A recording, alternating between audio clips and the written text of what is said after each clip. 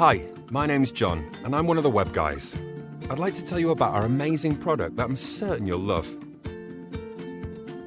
There are lots of companies out there who offer website and business tools, from the very cheap do-it-yourself to the very expensive bespoke products. What we offer at the Web Guys is a unique package that we're sure will cater to all your business's needs. We'll deliver a world-class website that's created specifically for you and your business and with everything you need to manage it. It's so simple. All you have to do is choose a look and we'll do everything else. We'll design, build, set up and customize your website for you. You'll get that agency quality product from £29.99 a month and with no upfront fees to pay. To take advantage of our fantastic product, go to www.thewebguys.co.uk and simply click the Sign Up Now button and follow the instructions, which will only take a few minutes of your valuable time.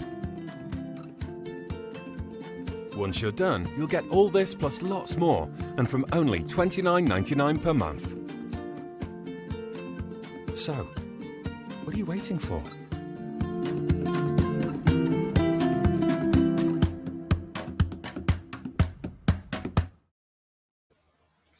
Morning, everyone. Once again, Wednesday morning, 10 o'clock, and we're live. Oh, God. You couldn't time that better. So, with that little ringtone there, it's my pleasure to welcome Ben Wright from I Want Fish and Chips to everyone. Thank you for joining me, Ben. Thank you for having me. Tell the world who you are and what you do and all that kind of stuff. So my name's Ben, and I run a company called I Want Fish and Chips, and we specialise in digital marketing, but especially we do social media management for businesses.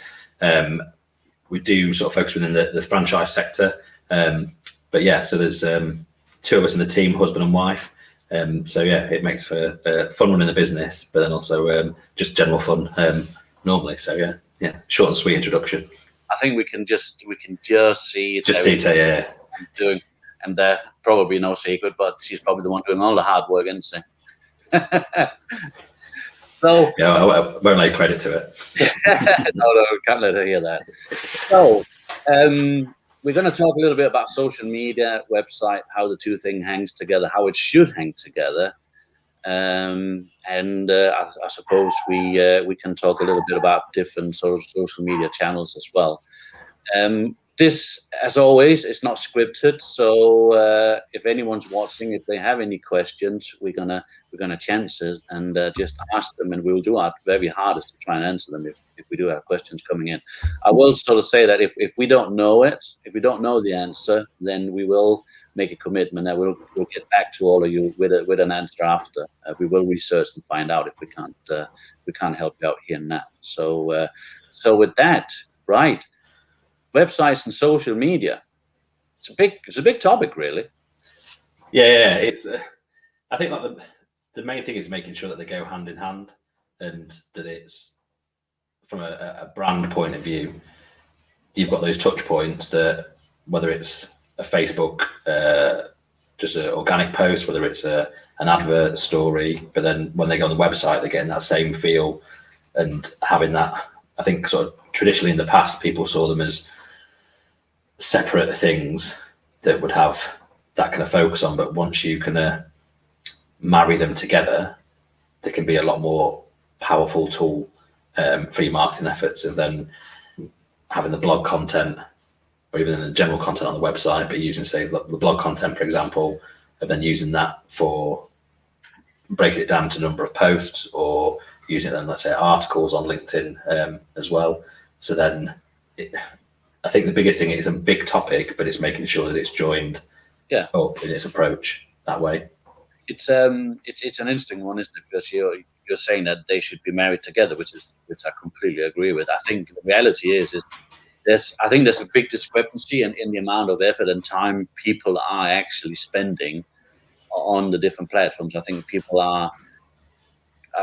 have a tendency to get stuck in the social medias, in the particular platform that they enjoy the most, and sort of forget the fact that it's great to enjoy it, but that's not really the point. We're trying to make it work and make it work best, and and spending most time in one place might not be the best thing to do. I fall foul of that, I think, at the moment, where I spend probably too much time on this Clubhouse thing. I know Ben is new to the Clubhouse world. I'm very proud to say that I have coerced Ben. He's been an Android user for as long as I've known him, and he now actually has an iPhone in his house, which is groundbreaking. It's not the most modern one. We didn't have to queue for it, but we'll I'll be getting on there and then seeing what it's about. Like I say, from the rave reviews that you've got from it, one from the value you got from the content perspective, but also then the business opportunities that have come from it. It makes sense to you. But like I said, I think just go back to what you kind of said earlier about focusing on one channel, whether it's on the social side because it's slightly more fun. But from a business point of view, it's making sure that you invest that time in your website, you invest time in certain channels on social media, depending on where sort of you'll generate either the business from or your target market is. But it's massively important to have those multiple channels, because then we've kind of seen a couple of bits recently where, say, people have contacted us and asked them to help with their Facebook ad account, for example, because they've run a certain advert, it's gone against Facebook policies, and then they've had their advert account shut down and they can't do anything with it.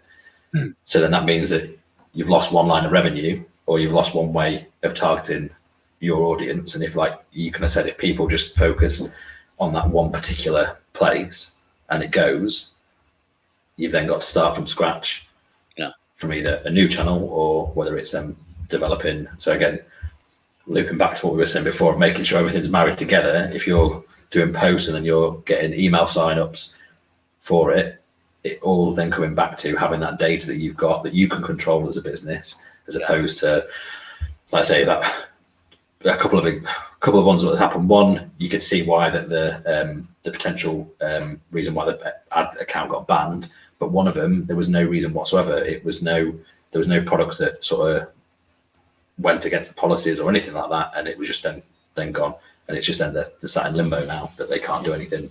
It's one of the biggest things.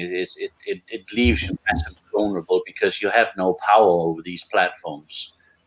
They can basically do with you what they want to do at any given time, which is, as a business owner, is really not a great place to be. I understand that some of these channels, are making people lots of money and generating lots of leads from it. But what happens if it closes down? That's the main thing.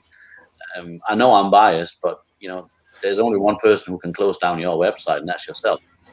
Yeah.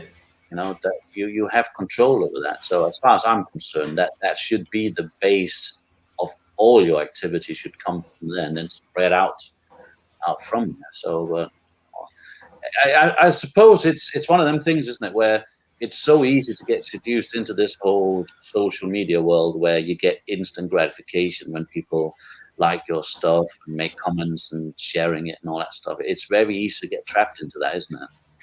Oh yeah. Especially, like say, if then that's the metric that you're using for it. But like say, when a lot of things with marketing and that, it's that repetition, rehearsal, and consistency. So then, if you are being consistent and showing content that's adding value, that's providing that value to that potential client or even your current clients, it's then reaffirming who you are and what you do, but putting you then as an expert in your field to then attract them potential clients. But as much as it kind of seems like the kind of boring side, I suppose, of that, but you'll see that all big brands just have consistent campaigns going, because then that what you're going to see, that it's McDonald's or it's Coca-Cola or whoever it is.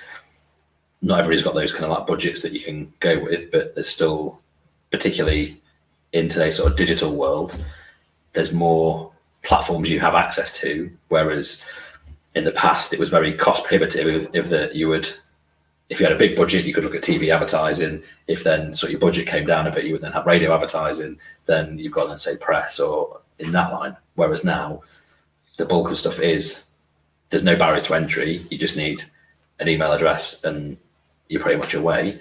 But but then it's then targeting those messages or what that campaign is. You've got more opportunity, so you can appear like the big brands because you're on that same platform channel. Same with the website. It's then you can have that appearance and have the access to the same channels that all the other brands do. There's no doubt that if you do it right, it does present you with an opportunity to have a sort of a level playing field. It'll never be a level playing field because the platforms will always favor the one who pays the most. That's just pure commerce. But at least it gives you an opportunity to be there and to play the game, and then it's just about getting it right. And as always, as it is, I think it's always been in business about being at the right place at the right time as well. But you got to put yourself there. You have to be there. What sort of strikes me a lot is that I still come across a lot, and it's still a big thing, is that people are quite happy to spend all this time on these social media channels. And the vast majority of people have websites, and they have absolutely no idea about the connection between the two. So we spend lots of time on LinkedIn, but how much of that stuff that we stick on LinkedIn actually then goes on to have a deep look at us on our website? There's not many people who actually knows that matrix, and that surprises me, because it starts a simple thing to connect your analytics to your website, so you can actually see, well, I'm spending 6 hours a day on LinkedIn. Does that actually mean that people go and have a look at me on my website? It surprises and shocks me a lot that people don't do that. People just don't seem interested.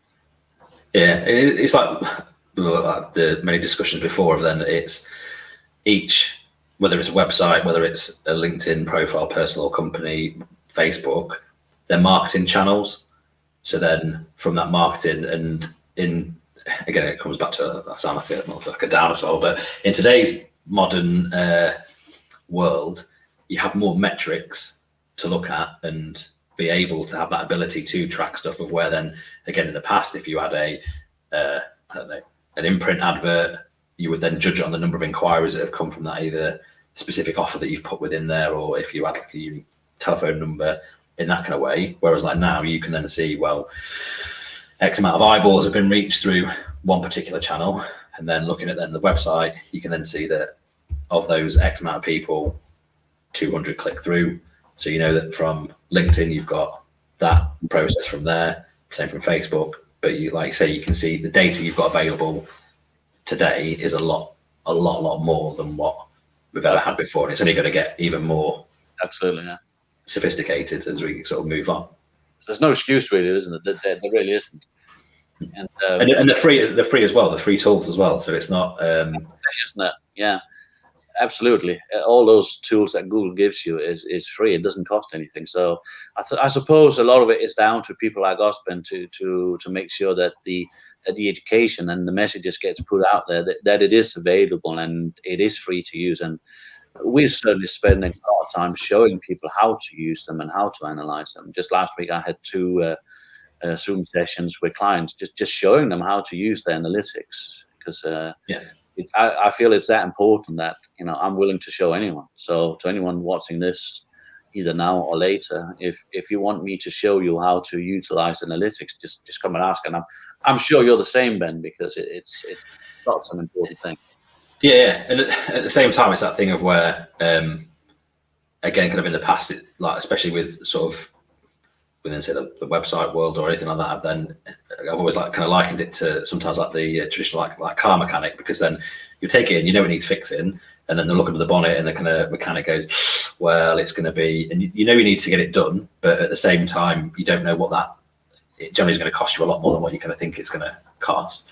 But the kind of biggest, like my frustration within the sort of digital marketing world was that of when people were either charging extortionate amounts for doing something which was very simple, and like I say, it's then, we're always happy to have a chat with people, because if you can help, that's the main thing. And then especially like from a business owner to a business owner, it's everybody's out to want to make money because that's why you're in business, but at the same time it's then supporting and having that kind of value that you're going to give, and it sticks with people, because then, like I say, of helping and taking, it's a small part out of your day just to help somebody.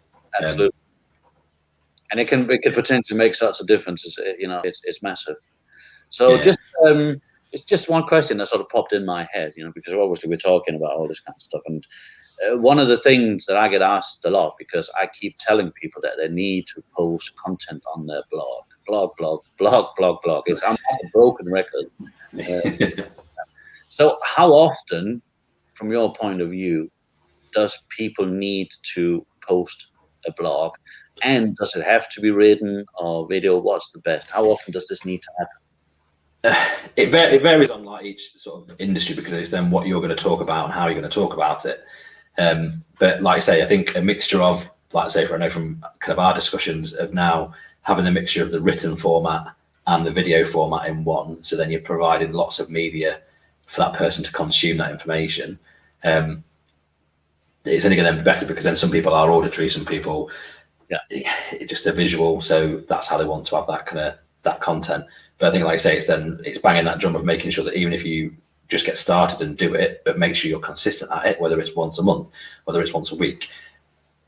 Because again, it's time permitting. So that's why we exist, because it's then people want that time to focus on other areas of the business. So we can then fill that gap to help them, because then if it's then going to take them, say, a day to think about a title or something that they want to write about, then it's going to say take a day, 2 days to write it. Then inevitably, like most people will critique themselves and to the nth degree, so then they won't do it, and then they'll have it there and then not post it. So then it's just a case of, it was our business coach is sort of done is better than perfect. So then making sure you get going and do it, and if then you can then refine it as you go along and get it better. But like you say, so making sure you're doing it, and once you've kind of got that blog title or that blog, if then you do it in a simple form of like 7 tips for this, or in that way, you've then fed probably 10 social media posts, because you can break each tip down. You can then do one. You've then got an article for LinkedIn. You've got lots of things from it. So that one initial action has then set off a whole bunch of lots things more.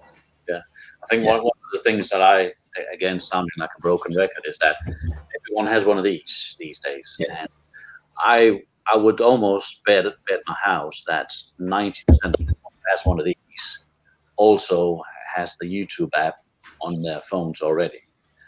Certainly the ones who has Android, it comes built in, doesn't it? So, it takes, I think, a time that it took me 2 minutes and 16 seconds to create my YouTube channel. And then you just log in your app on your phone. And then all you then need to do is turn it on. Turn the app on, start recording, say something for 90 seconds, and there you go. You got some content. And you can use it straight away. It's accessible, it's editable, and you can just use it straight away. So spending 5 minutes, maybe once every week, once every 2 weeks, it's really not that hard, is it? If we're honest. No, it's making sure you dedicate the time to it, but then also you can use different things. So there's a piece of software called Trint, and Capwing I think does it as well. Right. So even if you do then record that video, you can then have it subtitled, or then it draws the text off it. So then you could just do it as the video initially, and then take that audio into then text. Wow, I didn't know that. That's a fantastic tip. So that actually turns the video, it transcribes it into text content. Yeah. Oh, that's amazing. What a great thing that is. You need to create an article about that, Ben, because I think that's going to be a big thing for a lot of people. And quite a few. A guy I follow that talks a lot about with time management. So the way he does it is that he records it through either does like a Facebook Live or a YouTube video, and then he'll strip that so it transcribes it, and then he's got some written content, whether that's for an email campaign or something else. But then what he also does is then, because it's just him that's on the video when he's talking, he'll then extract the audio and then use it as a podcast. Right. So again, like I say, I suppose it's then just that thinking of, you do one thing, but how that one thing can actually then snowball into lots of other things. Yeah, no, that's amazing. That's a great tip. That is, and again, it only just shows that, with a little bit of effort, you actually end up with a substantial amount of content that you can use across a lot of different platforms. Yeah, it means it's extremely versatile, isn't it? Yeah. So how have you seen websites change over the last, say, like 5 years of? That's a very good question. I think the websites themselves has changed a lot. I think that the biggest change came with the responsiveness that that we had to go through because of all these different screen sizes, especially with mobiles and tablets. To go alongside that, they have become much simpler for the layman to admin. They are so much easier to use. Back in the days, not going back that many years, if you wanted to make changes to a page, you would have to contact a skilled person to make changes to a simple page. Where now you can more or less operate and manage all aspects of the website yourself without needing much hand holding. We find generally if we train people for an hour, then they are fully able to completely operate and manage the sites themselves. I think that's the biggest change, that the technology is so much easier now to actually use. That doesn't mean that people do it. That's the flip side. We are seeing people getting better at actually using them, but I think that's more down to us keep telling them to, training them how to, and telling them how important it is. But we are still seeing a huge amount of people not spending the right amount of time on their website compared to the social media. I think that'll change though, because I think as time goes, I think the two mediums will melt together more. I think going on another 5 years, I think the lines between social media and your sort of website, I think that's going to melt together a little bit, so that it becomes more of a one thing. Yeah, it'd be interesting. Like I said, the biggest thing, again, that you can I think what sort of the digital platforms have done is made it low barriers to entry of then either, like say, from a website point of view and a social media point of view, of where when I was working at a company, but you could only get access to those products if you were a paying client or you had to come to them to get the access. Whereas then anybody can go, whether it's a florist or whether it's a international brand, they can all still access the same thing. But and then, like I say the website, then if you're then beholden to a developer, whether it's like their own content management system or however it's going to structured in that way, whereas like now there'll always be that need for it, because then there's something that you can do that the general sort of businessman or person, woman, whoever wouldn't be able to execute. But it's then, like I say, but then and I go back to your last point of then that it'd be interesting to see how it merges together, of whether then I don't know, it would just be interesting to see what it'll be interesting. And I think you're touching on a super important point there. I think because I think before, you're going back 5, maybe 10 years, people were really sort of held to ransom because they had no idea and they really could not do anything with it. So they had to have someone skilled to help them out with any aspects of their website. That is much less today. We are unfortunately still seeing some companies holding their clients to ransom type of stuff, but it's a lot less now.